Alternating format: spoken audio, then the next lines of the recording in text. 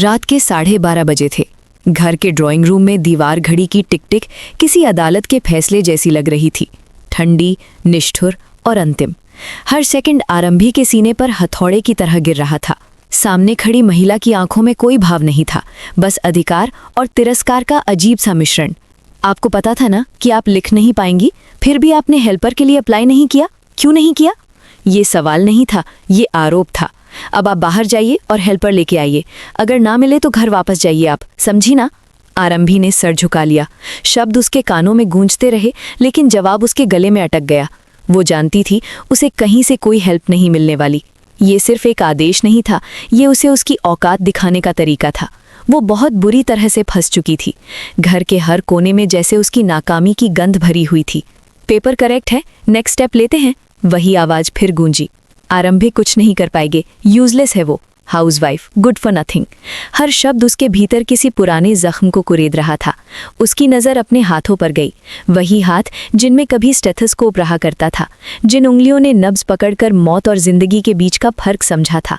अब उन्हीं हाथों की लकीरें धुंधली पड़ चुकी थी।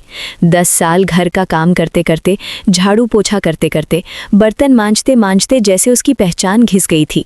डॉक्टर वाली लकीर 10 साल में धुलनी पड़ गई है। ताना उसके दिमाग में गूंजता रहा।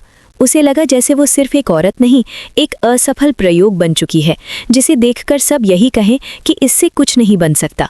उसे याद आया कैसे एक समय वो खुद फैसले लिया करती थी, कैसे इमरजेंसी वार्ड में खड़ी होकर उसने कांपते हाथों वाले मरीज को कहा था, डरो मत, मैं हूँ। आज वही शब्द उसे कोई नहीं कह रहा था। आज वो खुद से ही कहने की कोशिश कर रही थी, लेकिन आवाज़ कमज़ोर पड़ रही थी। घर के शीशों में उसका अक्स उसे चुभ रहा था।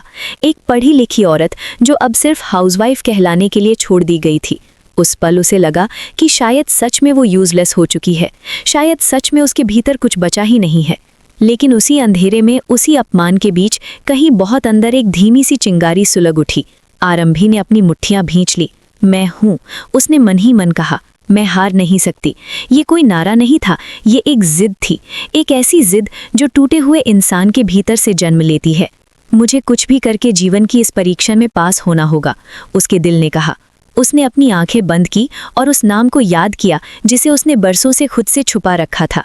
अपने नाम के आगे लगा हुआ वही ओहदा, डॉक्टर। वो ओहदा जिसे किसी ने उससे छीना नहीं था, बल्कि जिसे उसने हालात, डर और समझौते के नाम पर खुद ही उतार दिया था। वो घर से बाहर निकली। सड़क पर अंधेरा था, लेकिन उसे लगा जैसे हर स्ट्रीट लाइट उसकी कहानी जानती हो। ठंडी हवा उसके चेहरे से टकराई, मानो पूछ रही हो, अब क्या? उसने कई दरवाजे खटखटाए, कई कॉल किए। हर जगह से एक ही जवाब मिला, माफ कीजिए, अभी नहीं। हर नहीं उसके आत्मसम्मान पर तमाचा था। उसे लगा जैसे कोई उसे बार बार याद दिला रहा हो कि वो अब कुछ नहीं रही। लेकिन हर तमाचे के साथ उसकी जिद और सख्त होती गई। वो थक गई थी, पैरों में दर्द था, लेकिन रुकना उसे मंजूर नहीं था।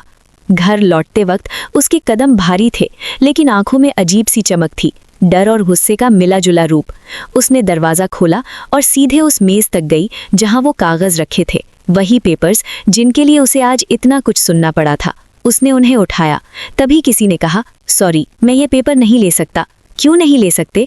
आरंभी की आवाज़ फटी सी निकली। इस पे खून के धब्बे हैं, इसे आप ही रखिए। उसने कागज़ों को देखा। सच में लाल धब्बे, उसकी उंगलियों से निकला खून।